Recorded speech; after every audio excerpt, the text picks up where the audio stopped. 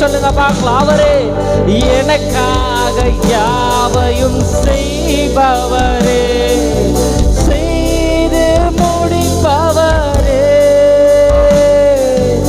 என் பாரங்கள் என் சுமைகள், என் பாரங்கள் என் சுமைகள் உம் பாதத்தில் இறக்கி வைத்தேன். உம் பாதத்தில் அவரை மாத்திரம் பிடித்து கொண்டு சொல்லுவாங்களாப்பா. ஏசையா உம்மைத்தானே என் முன்னே நிறுத்தி உள்ளே, ஏசையா உம்மைத்தானே என் முன்னே நிறுத்தி உள்ளே. இரக்கமும் உருக்கமும் நீடிய சாந்தமும் கிருபையும் உள்ளவரே. எல்லாரும் சேர்ந்து சொல்லலாமா? இரக்கமும் உருக்கமும் நீடிய சாந்தமும் கிருபையும் உள்ளவரே, என் ஜீவனை அழிவின் என்று சொல்லுங்க பார்ப்போம். என் ஜீவனை அழிவின் என்று மீட்டவரே, என் இயேசுவே மீட்டவரே, அவரை பார்த்து ஏசையா உம்மைத்தானே என் முன்னே நிறுத்தி உள்ளே, ஏசையா உம்மைத்தானே என் முன்னே நான் நிறுத்தி உள்ளே. அவரை முன்வைத்து நாங்கள் உம்மிடத்தில் கிட்டி சேருகிறோம் ஆண்டவரே.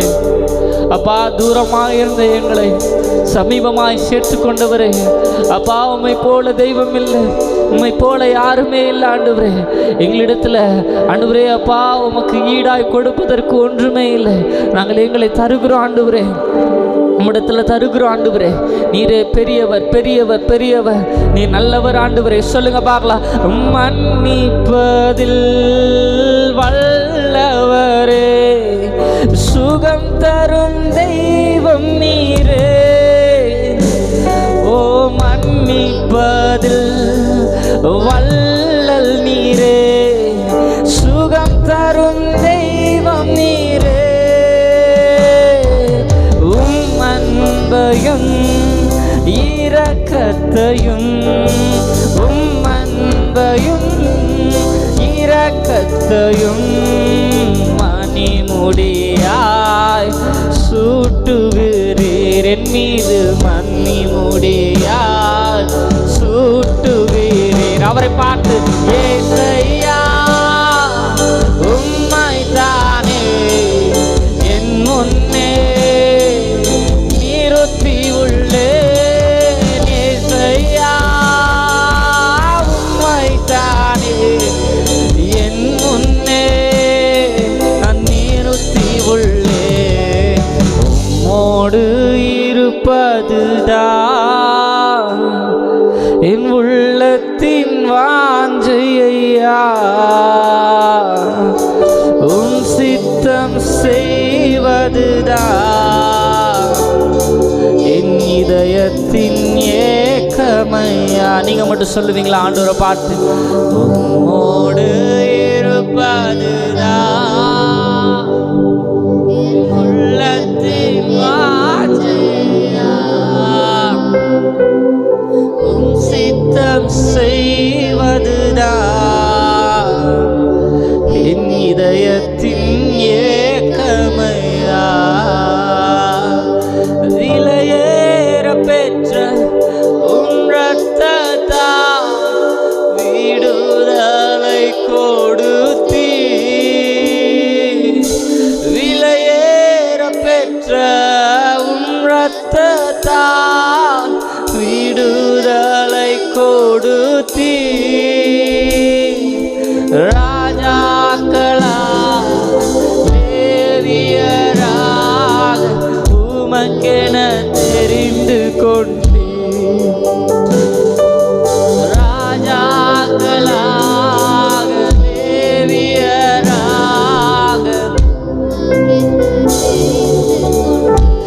பாடுவோமா? ஏசையா ஏசையா உம்மைத்தானே என் முன்னே நிறுத்தி உள்ளே.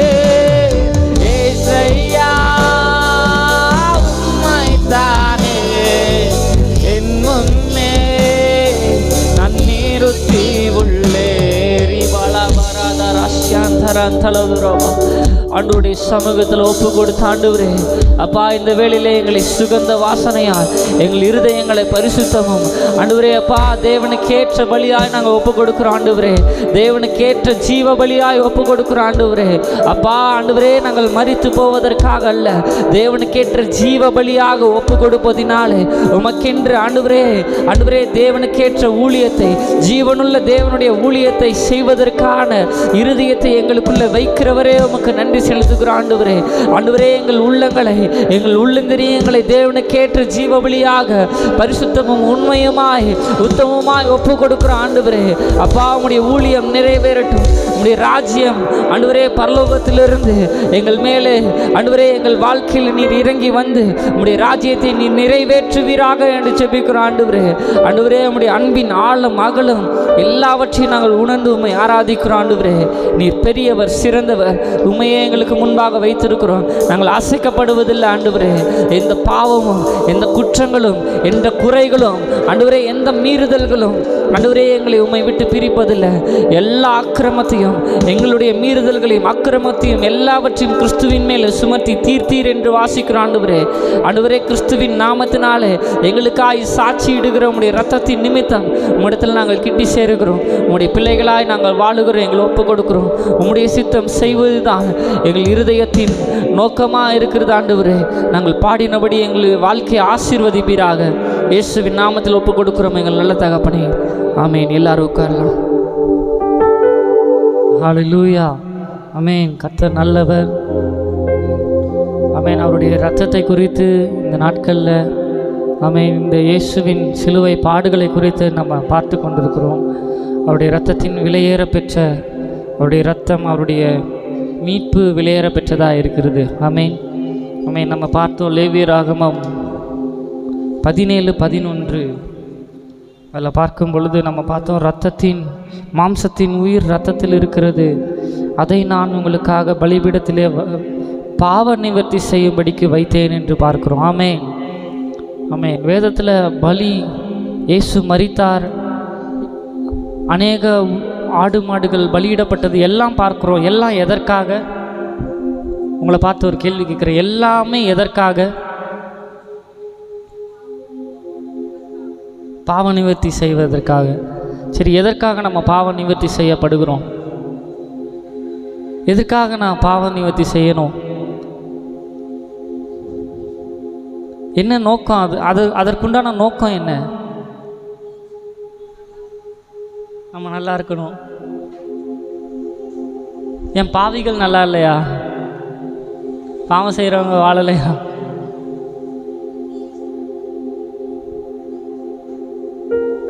புரியல. நித்திய ஜீவனை பெறுவதற்கு நம்ம அநேக காரியங்களை சொல்லலாம். ஆனால் இந்த பாவம் நிவர்த்தி செய்கிறதற்கு கடவுள் எதுக்காக வச்சார்னா, நமக்கும் அவருக்கும் ஒரு உறவு இல்லாமல் போயிடுச்சு. பாவம் என்ன பண்ணுது? தேவனையும் நம்மையும் பிரிக்கிறது. தேவனை விட்டு நம்ம தூரமாக இருக்க வேண்டிய சூழ்நிலை ஆயிடுச்சு. நம்ம பார்க்குறோம், அந்த பின்னாடி இருக்க பிக்சர் பாருங்களேன். அந்த இஸ்ரவேலுக்குள்ளே நடுவில் கர்த்தர் வாசம் செய்ய விரும்புகிறாரு. அவருக்கென்று ஒரு கூடாரத்தை அமைக்க விரும்புகிறாரு. அந்த கூடாரத்துக்குள்ளே நான் உனக்கு நடுவில் வாசம் செய்யணும்னு விரும்புகிறார். ஆமென். ஆனால் அவர்களுடைய பாவம் என்ன பண்ணுது? அவர்களுடைய மீறுதல்கள், முறுமுறுப்புகள் என்ன பண்ணுது? கர்த்தரை அவர்களுடைய தேசத்துக்கு நடுவிலிருந்து எடுத்து என்ன பண்ணுது? புறம்பாய் போய் அவர்கள் தேவனுக்கும் அவர்களுக்கும் இருந்த உறவு பிரிக்கப்படுகிறது. அந்த மீறுதல், அவர்களுடைய பாவம் என்ன பண்ணுது? தேவனை விட்டு அவர்களை பிரிக்கிறது. இதற்காக கர்த்தர் என்ன பண்ணுறாரு? ஒரு பிரமாணத்தை உண்டு பண்ணுறாரு. பாவ நிவர்த்தி செய்யும்படிக்கு என்ன பண்ணணும்? ரத்தம் சிந்தப்படணும். என்னுடைய பலிபீடத்தில் என்ன பண்ணணும்? உங்கள் ஆத்துமாக்களுக்காக ரத்தம் சிந்தப்பட்டே ஆகணும். ரத்தம் சிந்தப்படலைன்னா உங்களுக்கும் எனக்கும் உறவு இல்லை. ஏன்னா நீங்கள் பாவம் செய்யாமல் இருந்தால் பரவாயில்ல, நீ மனிதனாக பிறந்துட்ட பாவம் செஞ்சுட்டு தான் இருக்க. அந்த பாவம் என்ன பண்ணுது? உன்னையும் என்ன பிரிக்குது. கர்த்தருக்கு ஒன்று என்னென்னா, உங்களையும் என்னையும் பிரிஞ்சு அவரால் இருக்கவே முடியாது. அவர் அவ்வளவு இரக்கமுள்ள தேவனாக இருக்கிறார். ஆமேன், ஆமேன். அவர் நம்மோடு கூட வாழணும்னு விரும்புகிறதுனால, அவர் என்ன பண்ணுறாரு, ஒரு நியமத்தை கட்டளையிடுகிறார். ரத்தம் சிந்தப்படணும்.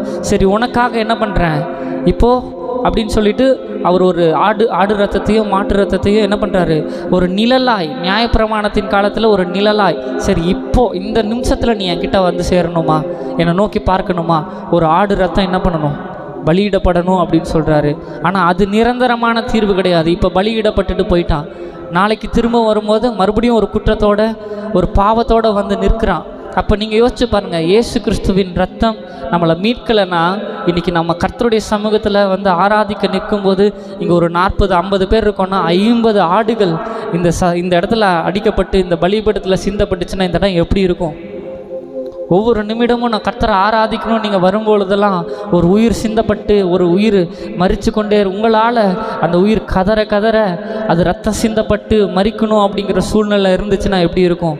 ஆனால் நம்ம இன்றைக்கு கிருபையினால் மீட்கப்பட்டிருக்கிறோம். ஆமேன், ஆமேன். அதனால தான் சொல்கிறாரு, எபேசியர் 2:13 வாசிங்களேன். முன்னே தூரமாயிருந்த நீங்கள் இப்பொழுது கிறிஸ்து இயேசுவுக்குள் கிறிஸ்துவின் இரத்தத்தினாலே சமீபமானீர்கள். ஆமேன். பாருங்களேன், 2:12 கூட வாசிங்களேன், அதில் கிளியராக இருக்கும். அக்காலத்திலே கிறிஸ்துவை சேராதவர்களும் இஸ்ரவேலுடைய காணியாட்சிக்கு புறம்பானவர்களும் வாக்குத்தத்தத்தின் உடன்படிக்கைகளுக்கு அந்நியரும் நம்பிக்கை இல்லாதவர்களும் இவ்வுலகத்தில் தேவனற்றவர்களுமாய் இருந்தீர்கள் என்று நினைத்து கொள்ளுங்கள். பாருங்களேன், எப்படி இருந்தோமா? கிறிஸ்துவின் ரட்சிப்புக்கு ஏதுவில்லாத இஸ்ரவேலின் காணியாட்சிக்கு, இஸ்ரவேலுக்குள்ளேயே இல்லாமல் என்ன பண்ணுறோம், புறம்பாக இருந்தோம். வாக்குத்தத்தத்திற்கு தகுதி இல்லாமல் இருந்தோம். தேவனை அற்றவர்களாக இருந்தோமா? ஆனால் நமக்காய் சிந்தப்பட்ட இயேசுவின் ரத்தம் என்ன பண்ணுது? அடுத்த வசனத்தில் வாசிக்கிறோம், முன்னே இப்படியெல்லாம் தூரமாக இருந்த நீங்கள் என்ன பண்ணுறீங்க, இப்போ நீங்கள் இப்பொழுது கிறிஸ்து இயேசுவுக்குள் கிறிஸ்துவின் ரத்தத்தினாலே என்ன பண்ணுறீங்க, சமீபமானீர்கள். அவ்வளோ கிட்ட வந்துட்டோம். அவரை அப்பான்னு கூப்பிடுற அளவுக்கு நம்ம கிட்ட வந்துட்டோம். அவர் நமக்காக அவர் என்ன பண்ணுறாரு, அவ்வளவாய் தம்மையே ஜீவ பலியாக தந்து நம்மை மீட்டு கொண்டார் என்று வாசிக்கிறோம். ஆமேன். அவ்வளவாய் கர்த்தர் நம்மை நேசிக்கிறாரு. ஆமேன். இந்த வேளையில் நீங்கள் வரும்பொழுதெல்லாம் ஒரு ஆடையோ மாடையோ, ஒரு பிறந்த குழந்தை அதுக்கு பேர் வைக்கணுன்னா கூட என்ன பண்ணணும், ஒரு புறாவை கொன்று அதனுடைய ரத்தத்தை சிந்தி என்ன பண்ணணும், ஒரு பேர் வைக்கணும். இதுதான் நியமனம். ரத்தத்தை சிந்தினாதான் நம்ம கர்த்தரிடத்தில் சேர முடியுங்கிற ஒரு நியமனம் கர்த்தர் என்ன பண்ணுறாரு இன்னைக்கு நமக்காக. இயேசு கிறிஸ்துவின் எபிரேயர் 9:12 வாசிங்களேன். வெள்ளாட்டுக்கடா, இளங்காளை இவைகளுடைய இரத்தத்தினாலே அல்ல, தம்முடைய சொந்த இரத்தத்தினாலும் ஒரே தரம் மகா பரிசுத்த ஸ்தலத்திலே பிரவேசித்து நித்திய மீட்பை உண்டு பண்ணினார். ஆமென். என்ன வாசிக்கிறோம்? வெள்ளாட்டுக்கடா, இளங்காளை இவைகளுடைய இரத்தத்தினாலே அல்ல, தம்முடைய சொந்த இரத்தத்தினாலே என்ன பண்ணுறாரு, தம்முடைய சொந்த இரத்தத்தை சிந்தி, ஆமென், மகா பரிசுத்த ஸ்தலத்தில் பிரவேசித்து நித்திய மீட்பை உண்டு பண்ணினார். இதற்கு முன்பாக வாசிக்கிறோம், ஒவ்வொரு ஆண்டும்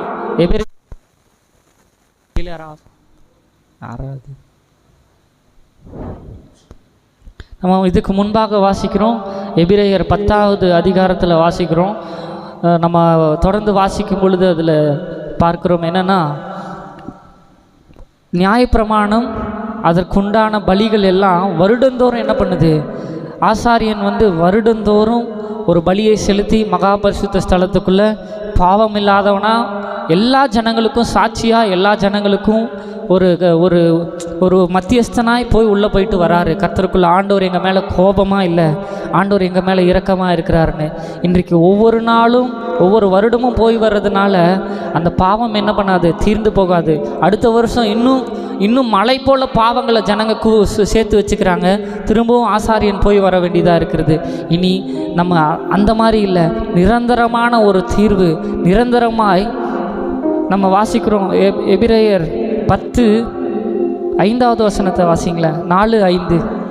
அல்லாமலும் காளை, வெள்ளாட்டுக்கடா இவைகளுடைய இரத்தம் பாவங்களை நிவர்த்தி செய்ய மாட்டாதே, ஆகையால் அவர் உலகத்தில் பிரவேசிக்கும் போது பலியையும் காணிக்கையையும் நீர் விரும்பவில்லை, ஒரு சரீரத்தை எனக்கு ஆயத்தம் பண்ணினீர். இயேசு சொல்கிறாரு, இங்கே பாருங்கள், நீங்கள் பலியையும் வெள்ளாட்டுக்கடா காளை இளங்காலைனால ஆண்டவரே பாவ மன்னிப்பு இல்லை.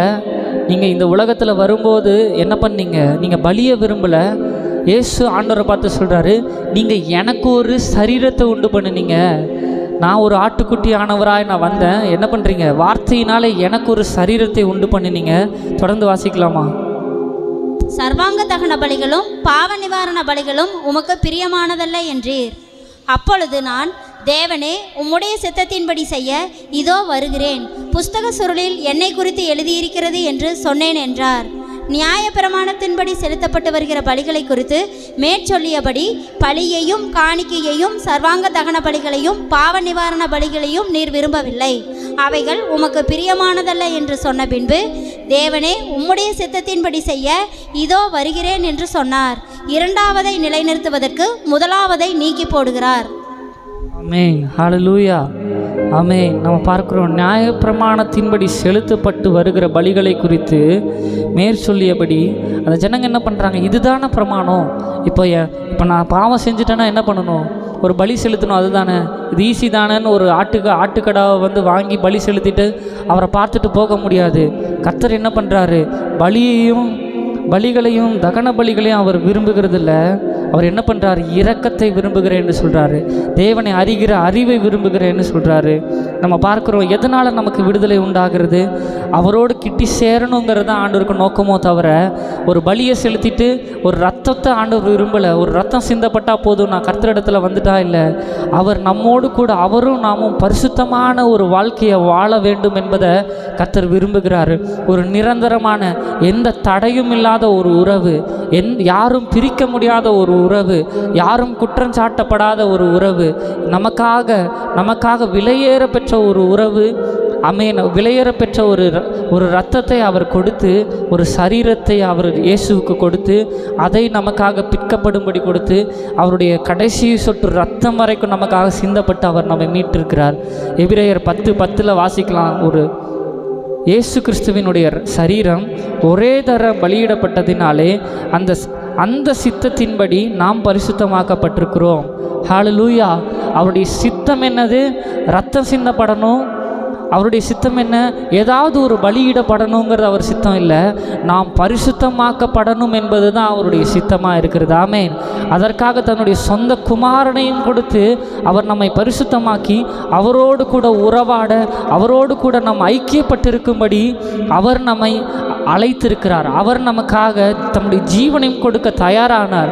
தம்முடைய ஜீவனை கொடுத்து நம்மை மீட்பது தான் அவருடைய சித்தமாக இருக்கிறது. ஆமென். நம்மை பரிசுத்தமாக்குவது தான் அவருடைய சித்தமாக இருக்கிறது. ரத்தம் சிந்தப்படணும்னா 2 நாளாகமம் 7:5 பார்க்கிறோம். சாலமோன் ராஜா தேவனுடைய ஆலயத்தை கட்டின போது 22,000 மாடுகளையும் 1,20,000 ஆடுகளையும் அந்த இடத்துல பலி செலுத்தினாராம். அப்போ அந்த பிரகாரங்களில் பரிசுத்த ஸ்தலத்தில் நிற்க இடம் இல்லையாம். அவ்வளோ சதைகள், அவ்வளோ சிந்தப்பட்ட ரத்தம் அப்படியே வெள்ளம் போல் நிற்குது. அதுக்கு இடம் இல்லாமல் ஜனங்க நிற்கிற பிரகாரத்தில் வந்து மறுபடியும் பலி செலுத்துகிறாங்க. ஆண்டவர் என்ன ரத்தத்தை விரும்புகிறவரா? சொல்லுங்கள். அவ்வளோ ரத்தம் சிந்தப்பட்டும் ஏன் பத்தலையா அவருக்கு? இல்லை. அவருக்கு வேண்டியதெல்லாம் நாம் அவரோடு கூட ஐக்கியப்பட்டிருக்கணும். இந்த ரத்தத்தினாலெல்லாம் விடுதலை இல்லை. இந்த ரத்தத்தினாலெல்லாம் ஜனங்களுக்கு விடுதலை இல்லைன்னு அறிந்து அவர்கள் என்னோடு கூட ஐக்கியப்பட்டிருக்கும்படி தன்னையே ஜீவபலியாக ஒப்பு கொடுத்தார் என்று வாசிக்கிறோம். அதனால தான் சொல்கிறேன், இந்த இயேசு கிறிஸ்துவினுடைய அழைப்பு, இந்த இயேசு கிறிஸ்துவினுடைய அன்பு அது விலையேற பெற்றது. நாம் அவரோடு கூட வாழும்படிக்கு தன்னையே ஒப்பு கொடுத்த தேவனாக இருக்கிறார். ஆமென். இன்றைக்கும் நம்ம அவருடைய சமூகத்தில் வாழ்கிறோம். அவரோடு கூட இருக்கும்படிக்காய் அழைக்கப்பட்டிருக்கிறோம். ஆமென். நாம் எளிதாக ரொம்ப ஈஸியாக நீ வா என்கிட்ட திரும்பு, நான் உனக்கு இளைப்பாறுதல் தருவேன்னு சொல்லலை. அவர் தன்னையே ஜீவபலியாக ஒப்பு கொடுத்து அவர் மீண்டும் நமக்காக ஜீவனுள்ளவராய் எழுந்து அதரிசனமான தேவனாய் எழுந்ததினால அவர் அவ்வளவு சமாதானத்தையும் சந்தோஷத்தையும் பாவ மன்னிப்பையும் நமக்கு ஜீவ பலியாக நமக்கு தாமே ஒப்பு கொடுத்ததுனாலே கொடுக்கிறார். ஆமென். ஆமென். ஏதோ கடவுள் நம்மளை படைச்சிட்டாரு, ஏதோ கஷ்டத்தில் வாழ வைக்கிறார்ல, இந்த பாடுள்ள உலகத்தில் அவரும் நமக்காக பாடுபட்டதினால ரட்சிப்பை தந்தவராக இருக்கிறார். ஆமென். ஆமென். எத்தனை பேர் உணர்ந்து கொள்ளுகிறீங்க அவருடைய அன்பை? ஆமேன். அவர் எனக்காக கொடுத்த விலைக்கிரியம் மிகவும் பெரியது. ஆமேன். இது சாதாரண ரட்சிப்பு இல்லை. இந்த ரட்சிப்பை நம்ம ரொம்ப எளிதாக எடுத்துக்கிட்டோன்னா நமக்குள்ள நிர்விசாரம் இருக்கும். நம்ம அவரை சரியாக ஆராதிக்க முடியாது. தேவன் இங்கே பலியை கேட்கவில்லை, ஒரு உயிரை கேட்கவில்லை. அவரே தம்முடைய பலியாக கொடுத்துட்டாரு. ஆண்டவர் மனுஷனையும் பலியாக கேட்கல. ஒரு இடத்துல கூட வேதத்தில் ஆண்டவர் மனிதனை நரபலியாக கேட்கவே இல்லை. எரேமியா 7:31 வாசிங்களேன். யூதா புத்திரர் என் பார்வைக்கு பொல்லாப்பானதை செய்தார்கள் என்று கர்த்தர் சொல்லுகிறார். என் நாமம் தரித்திருக்கிற ஆலயத்தை தீட்டுப்படுத்த தங்கள் அருவருப்புகளை அதிலே வைத்தார்கள். தங்கள் குமாரரையும் தங்கள் குமாரத்திகளையும் அக்கினியிலே தகனிக்கிறதற்காக அவர்கள் இன்னும் குமாரனின் பள்ளத்தாக்கில் உள்ள தோப்பேத்தின் மேடைகளை கட்டினார்கள். அதை நான் கட்டளையிடவும் இல்லை, அது என் மனதில் தோன்றவும் இல்லை. பாருங்களேன், ஆண்டவர் மனுஷருடைய ரத்தத்தையும் கூட ஆண்டவர் விரும்பவே இல்லை. அது மிகவும் அருவருப்பானது என்று சொல்லுகிறார். ஆமென். ஆண்டவர் மனுஷனை மறிக்கணும். அவன் தன்னுடைய பாவத்திற்காக, நம்முடைய பாவத்திற்காக ஆண்டவர் எதையுமே விலைக்கிரயமாக கேட்கல. அவர் நம்மை மீட்டு கொள்வதற்காக, நம்மேல் வைத்த அன்பை விளங்க பண்ணுவதற்காக என்ன பண்ணுறார்? தம்மையே ஜீவபலியாக ஒப்பு கொடுக்கிறார். நாம் நம்முடைய பிள்ளைகளை வைத்து நம்முடைய குமாரரையே கொடுத்து நம்ம அவரிடத்துல கிட்டி சேரணுங்கிற எண்ணம்லாம் இல்லை அவருக்கு. அவருக்கு நம்ம கூட வாழணும். தம்முடைய ஜீவனை, தம்முடைய ஒரே பேரான குமாரனை கொடுத்து நம்ம மீட்டிருக்கிறார். ஆமேன். கீழே வாசிங்கன்னா அப்படி நரபலி கொடுக்கிறவர்களுக்கு எவ்வளோ பெரிய தண்டனை கொடுக்குறாருன்னு வாசிக்கிறோம். நீங்கள் தொடர்ந்து வாசித்து பாருங்கள். அந்த என்ன பண்ணுறாரு, அந்த தோப்பேத்தின் பள்ளத்தாக்கு, என்ன சங்காரத்தின் பள்ளத்தாக்கு அப்படின்னு அழைக்கப்படும் அந்த இடம் ஃபுல்லாக நான் என்ன பண்ணுவேன், அந்த மக்களுடைய சடலத்தினால் நிரப்ப போகிறேன் அப்படின்னு ரொம்ப பெரிய சாபத்தை அவர்கள் மேலே வர வைக்கிறாரு.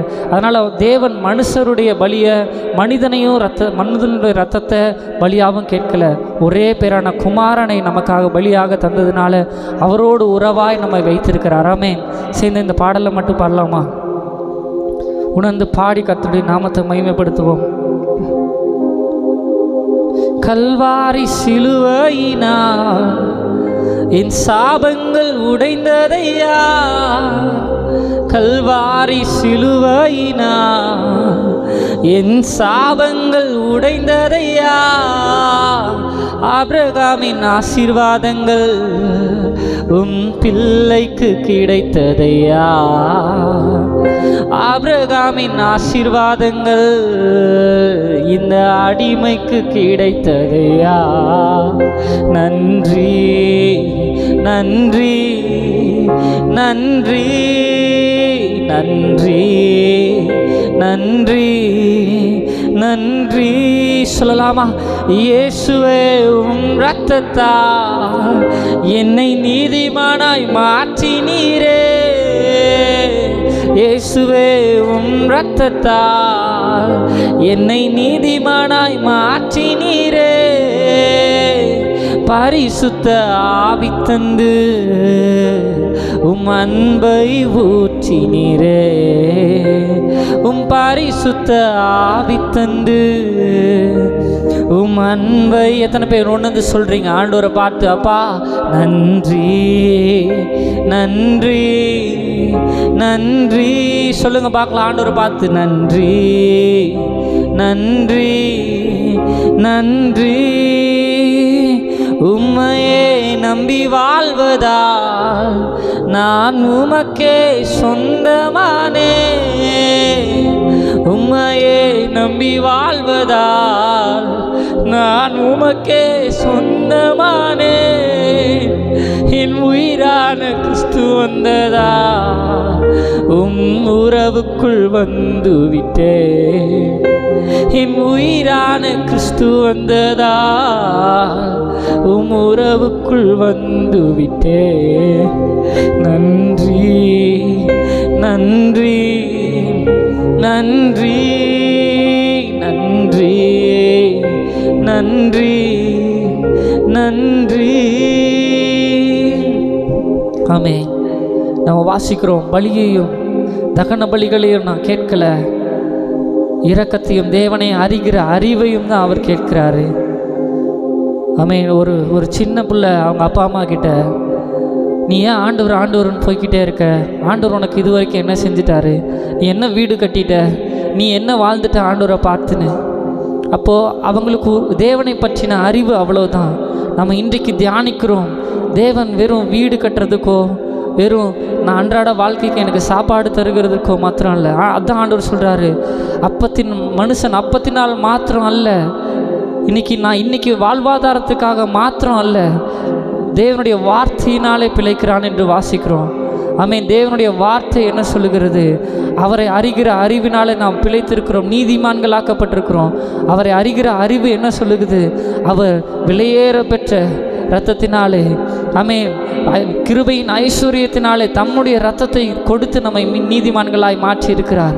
நித்திய ஜீவனை தந்திருக்கிறார். ஆமென். நித்திய மீட்பை நமக்கு தந்திருக்கிறார் என்று வேதம் சொல்லுகிறது.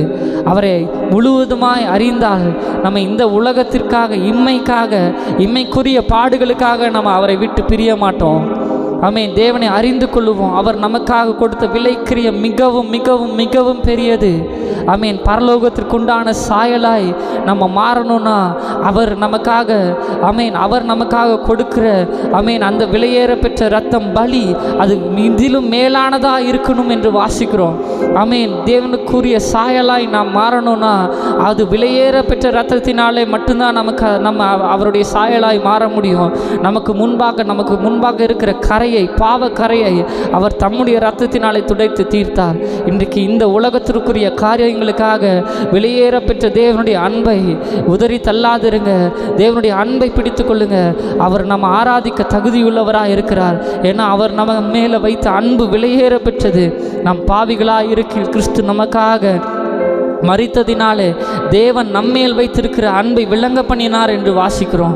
ஆமென். அவர் நம்முடைய ரட்சிப்பின் தேவனாக இருக்கிறார். எந்த மனிதனாலும் எந்த விலங்கினாலும் இந்த உலகத்தில் எதினாலும் தர முடியாத ரட்சிப்பு, பாவ மன்னிப்பு, மீட்பு, சாபத்திலிருந்து மீட்பு. ஆமென். நமக்கு விடுதலையை தந்திருக்கிறார். அவரே நமக்கு போதுமானவராக இருக்கிறார். அவரை பிடித்து கொள்வோம். உண்மையாய் அவரை தேடுவோம்.